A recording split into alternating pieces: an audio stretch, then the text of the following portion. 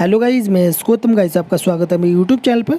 Guys ये video बहुत ज़्यादा इंपॉर्टेंट होने वाली है क्योंकि गाइस आज इस वीडियो में मैं आपको बताने वाला हूँ GSTR1 हम कैसे रिटर्न फाइल करें। तो गाइस इसमें मैं आपको GSTR1 रिटर्न फाइल करने के या तैयार करने के दो तरीके बताऊँगा। एक तो ऑफलाइन GST टूल के द्वारा और दूसरा ऑनलाइन। तो गाइस इस वीडियो को स्टार्ट करने से पहले यदि आपने मेरे चैनल अभी तक सब्सक्राइब नहीं किया है तो प्लीज़ सब्सक्राइब कर दीजिए और वीडियो को भी लाइक कर दीजिए ऐसी बेनिफिशियल वीडियोज़ के लिए। तो गाइज़ ये वीडियो थोड़ी लंबी हो जाएगी बट गाइज़ आपको एक एक इसके स्टेप को समझना है क्योंकि गाइज़ GSTR1 रिटर्न फाइल करने में कुछ भी नहीं है, बट आपको इसका प्रोसेस प्लस इसमें कौन से कॉलम में कौन सी हमारी सेल जाएगी, जैसे मान लीजिए B2B B2C, ठीक है। तो इसी प्रकार इसमें कॉलम दिए हुए हैं तो आपको इसका स्टेप और इसके कॉलम्स को ध्यान में रखना है। तो गाइज़ सबसे पहले मैं आपको GST ऑफलाइन टूल के द्वारा GSTR1 रिटर्न फाइल तैयार करना सिखाऊंगा और ऑनलाइन मैं आपको रिटर्न तैयार करना सिखाऊंगा। तो ऑनलाइन में तो कुछ भी नहीं है, उसमें एक एक बिल को ऐड करना होता है, ठीक है। यदि आपके कम इन्वॉइसेस हैं तो आप ऑनलाइन ही एक एक बिल को ऐड करके रिटर्न फाइल कर सकते हैं। मैं आपको आगे इस वीडियो में बताऊँगा। और यदि गाइस आपके काफ़ी सारे बिल हैं तो आपको ऑफलाइन GST टूल के द्वारा ही रिटर्न तैयार करनी चाहिए। तो गाइस अब ये हमारे जुलाई के इन्वॉइसेस हैं, इनको मैं एक्सपोर्ट करूँगा किस में, एक्सेल सीट में। Alt+E दबाएंगे, दबाने के बाद इसमें जो आपको फॉर्मेट है, सेकंड वाला जो ऑप्शन है, इसमें फॉर्मेट आपको एक्सेल ही रखना है, ठीक है। ये हमारे जितने भी इन्वॉइसेस हैं ये हमारे एक्सेल सीट में कन्वर्ट हो जाएंगे। तो गाइज़ मैं आपको फिर से एक बार बता रहा हूँ, यदि आपके ज़्यादा इन्वॉइसेस हैं तो आपको ऑफलाइन रिटर्न तैयार करना ही ज़रूरी है क्योंकि गाइज़ यदि आप एक एक इन्वॉइसेस को ऑनलाइन ऐड करेंगे तो आपको ज़्यादा टाइम लगेगा, ठीक है। तो ये हमारे जितने भी जुलाई के इन्वॉइसेस हैं ये हमारे एक्सपोर्ट हो चुके हैं एक्सेल सीट में। मैं आपको दिखा देता हूँ अभी, जैसे कि हमारी डे बुक है, ठीक है। डे बुक में हमारे ये फ़ाइल मैंने ओपन कर लिया है जिसमें कि हमारे जितने भी जुलाई के इन्वॉइसेस हैं ये आ चुके हैं। अब आपको क्या करना है, आपको इन्हें जितनी भी लाइंस हैं ये आपको हटा देनी है, ठीक है। फिर उसके बाद जितने भी बोल्ड हैं, ठीक है, इसमें बोल्ड हैं जैसे कि आप देख सकते हैं, पर्टिकुलर में बोल्ड इसमें है हमारे अल्फ़ाबेट, तो वो भी आपको सिंपल रखने हैं, ठीक है। फिर उसके बाद आपको क्या करना है, आपको जो हमारा GST ऑफलाइन टूल है उसके फोल्डर में सभी सीट दी हुई है, मैं अभी आपको दिखा देता हूँ। तो सबसे पहले मैं जितनी भी ये हमारी इसमें लाइंस हैं इनको मैं विदाउट लाइन कर देता हूँ, ठीक है। और जितने भी हमारे पर्टिकुलर में या ग्रोस टोटल में हमारे बोल्ड हैं उनको मैं सिंपल फॉर्मेट में कर देता हूँ,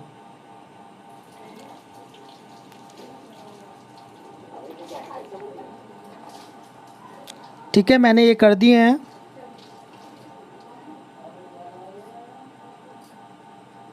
अब करने के बाद जैसे कि मैंने आपको बताया है GST ऑफलाइन टूल जो आप डाउनलोड करेंगे उसमें हमारी सभी फाइल्स होती हैं, B2B B2C CDNR सभी फाइल होती हैं। जैसे कि मैंने B2B जो हमारी B2B फाइल है वो मैंने इस फोल्डर में रखी हुई है क्योंकि सभी इन्वॉइसेस हमारे B2B वाले हैं, ठीक है। तो इसमें जो हमारी B2B शीट है इसमें हमें जो हमने टैली में से एक्सेल सीट को एक्सपोर्ट किया था, अब कुछ भी नहीं करना है, सिर्फ और सिर्फ जो एक्सेल की सीट है उसमें से कॉपी पेस्ट आपको करना है, ठीक है। एक एक कॉलम को रीड करके आपको कॉपी पेस्ट कर लेना है। अभी मैं आपके सामने दिखा देता हूँ। तो मैंने जो ये इसमें कॉपी पेस्ट किए हुए हैं तो सभी मैंने एक्सेल सीट में से किए थे जो हमने टैली में से एक्सपोर्ट किए थे। अब जैसे कि पहला है GSTN नंबर, तो पार्टी का GSTN नंबर आपको कॉपी पेस्ट करना है। फिर उसके बाद रिसीवर नेम, तो रिसीवर नेम में हमारे पार्टी नेम आएगा, ठीक है। फिर उसके बाद इन्वॉइस नंबर, तो जितने भी हमारे इन्वॉइस नंबर हैं वो आपको कॉपी पेस्ट करने हैं। फिर उसके बाद इन्वॉइस डेट, फिर उसके बाद इन्वॉइस वैल्यू, ठीक है। फिर प्लेस ऑफ सप्लाई, ठीक है। फिर उसके बाद रिवर्स चार्ज, इसे एन रखना है, आपके रिवर्स चार्ज नहीं है तो आपको इसे एन रखना है, नो मतलब कि। और इनवॉइस टाइप में रेगुलर है तो रेगुलर आप इसमें डाल देंगे। ई कॉमर्स जीएसटीएन को आपको ऐसे ही रखना है, रेट में आप जितने रेट है जीएसटी एप्लीकेबल है वो आपको रखना है और टैक्सीबल वैल्यू डाल देनी है, ठीक है। Applicable percentage of tax rate, इसमें भी आपको कुछ नहीं डालना है। और यदि सेस अमाउंट है तो सेस आपको डाल देनी है, ठीक है। तो मैंने ये B2B वाली जो सीट है वो तैयार कर ली है, किसके द्वारा, जो हमारी टैली की एक्सेल शीट थी उसमें से कॉपी पेस्ट करके, ठीक है। अब ये तो मैंने कर लिया है। अब उसके बाद आपको प्रोसेस समझना है। एक प्रोसेस तो ये है, आपको टैली में से एक्सेल सीट को एक्सपोर्ट करना है एक्सेल सीट में, ठीक है। फिर उसके बाद आपको B2B में कॉपी पेस्ट करना है। अब जैसे कि मैंने GST ऑफलाइन टूल डाउनलोड किया हुआ है तो इसमें देख सकते हैं मैंने जो B2B सीट कहाँ से ली है, सेक्शन वाइज CSV फाइल जो है हमारी, ठीक है। इसमें सभी दी हुई हैं, B2B, B2C, CDNR, मतलब जितने भी तरीके की सेल होती है सभी सीट इसमें दी हुई हैं, ठीक है। तो अब हम क्या करेंगे, अब हम GST ऑफलाइन टूल जो सॉफ्टवेयर है उसको ओपन करेंगे, ठीक है। तो ये डाउनलोड होने के लिए ऑप्शन आ रहा है इसमें नेक्स्ट, बट हमारे पास पहले से ही डाउनलोड है GST ऑफलाइन टूल का सॉफ्टवेयर, ठीक है। तो हम इसे ओपन करेंगे GST ऑफलाइन टूल सॉफ्टवेयर को,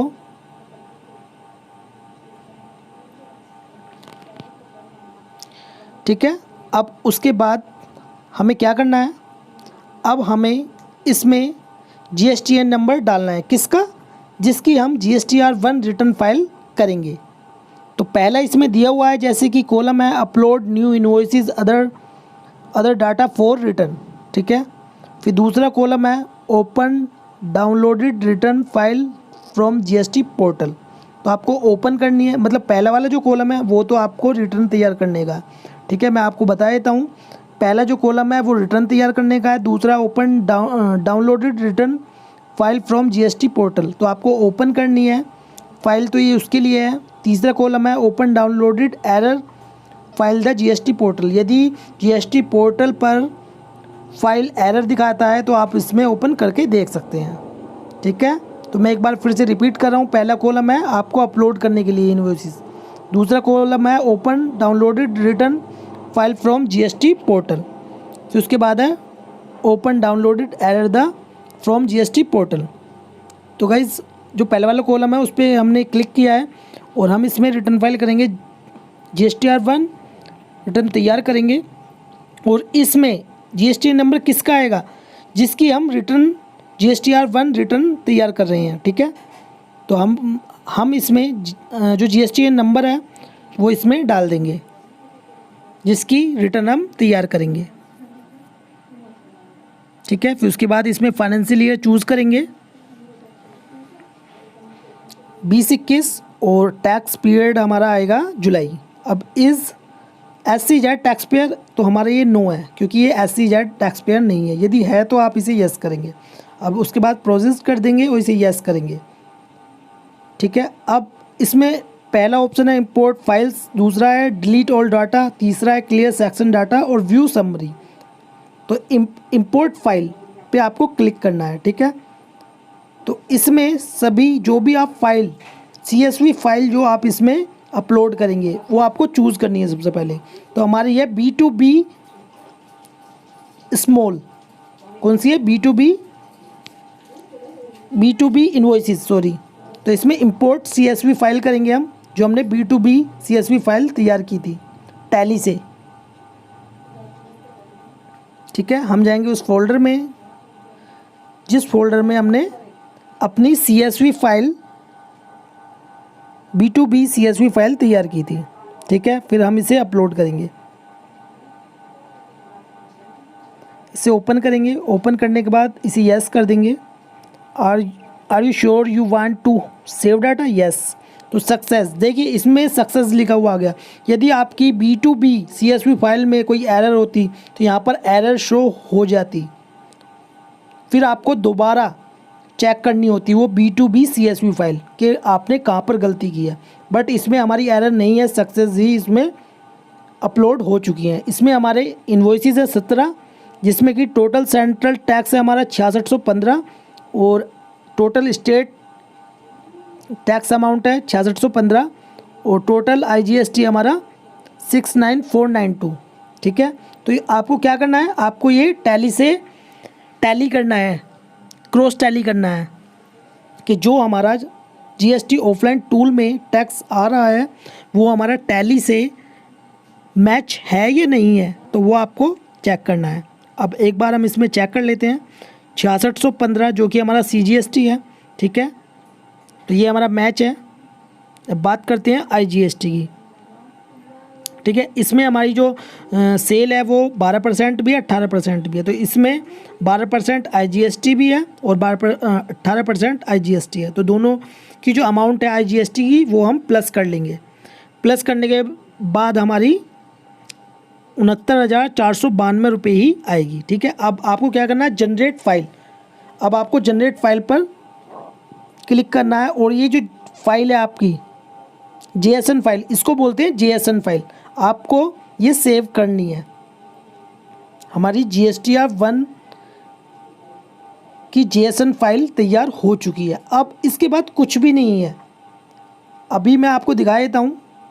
हम जो ऑनलाइन हमारा जो पोर्टल है GST का, उस पर क्या करना है, तो ये हमने सेव कर लिया यहाँ पर। ठीक है,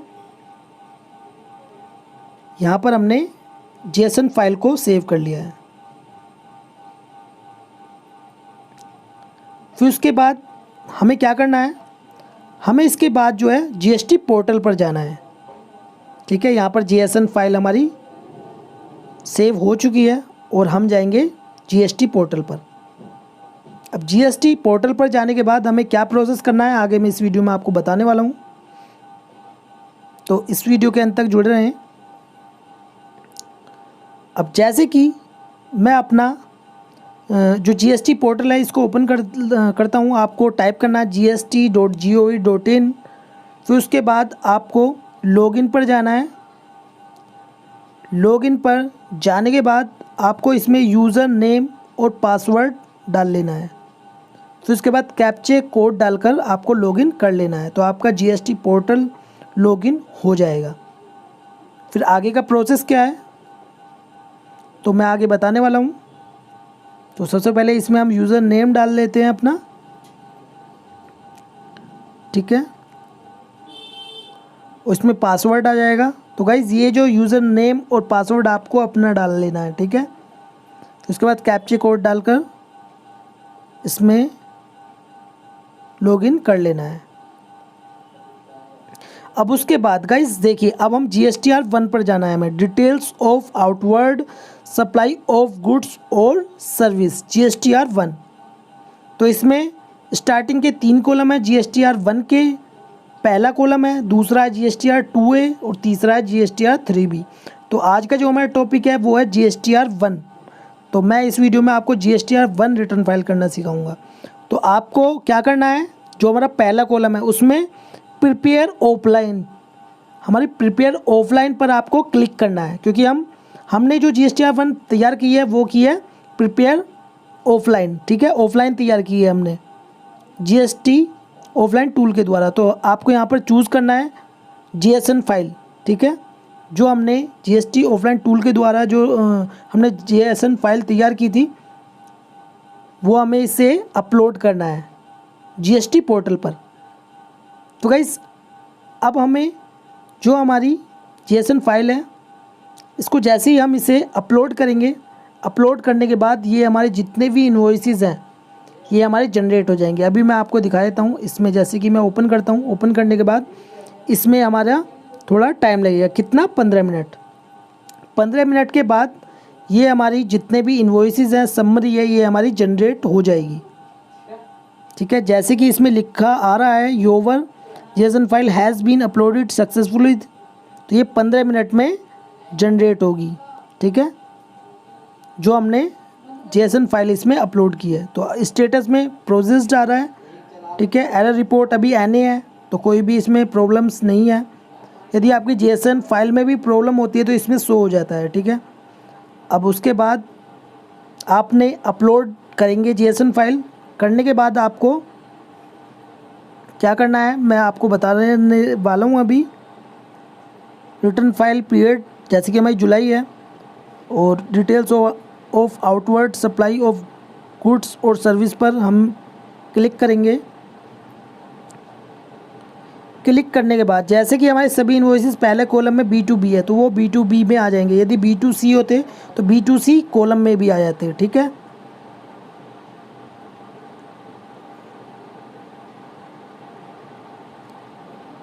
तो सभी जितने भी हमारे इनवॉइसेस हैं वो हमारे किस में आ जाएंगे, B2B में। क्योंकि गाइस जो हमने CSV फाइल तैयार करी थी, जितने भी हमारे इनवॉइसेस थे वो थे B2B, तो हमने B2B CSV फाइल तैयार की थी और वही हमने GST ऑफलाइन टूल में अपलोड की थी। ठीक है,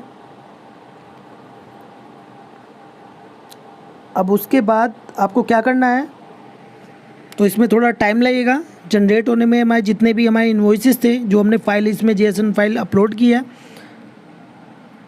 आपको नीचे जाके जनरेट GSTR1 समरी इस पर आपको क्लिक करना है। ठीक है, अपलोड होने के बाद आपको जनरेट GSTR1 समरी पर क्लिक करना है।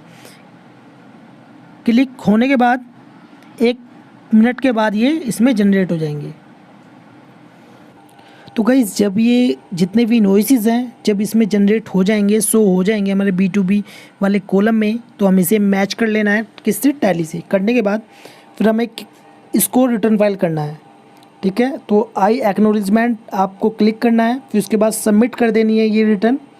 फिर उसके बाद आपके पास ऑप्शन आएगा फाइल रिटर्न का। जैसे ही आप फाइल रिटर्न पर क्लिक करेंगे तो आपके पास इसमें वेरिफिकेशन के लिए 2 ऑप्शन आपके लिए आएंगे। एक तो DSC डिजिटल सिग्नेचर के द्वारा, और दूसरा EVC इलेक्ट्रॉनिक वेरिफिकेशन कोड के द्वारा, जो आपने मतलब ये मोबाइल पे आता है, जो आपने GST रजिस्ट्रेशन कराते समय आपने मोबाइल नंबर डाला होगा। तो इसमें 2 ऑप्शन दिए होते हैं, या तो डिजिटल सिग्नेचर के द्वारा आप रिटर्न फाइल कर सकते हैं, या आप EVC के द्वारा। EVC मतलब मैसेज एक प्रकार का, जो आपके रजिस्टर्ड मोबाइल नंबर पर आता है। ठीक है, 2 तरीके हैं। ठीक है, ये तो पूरा प्रोसेस था GST ऑफलाइन टूल के द्वारा, मतलब ऑफलाइन रिटर्न तैयार करना GSTR1।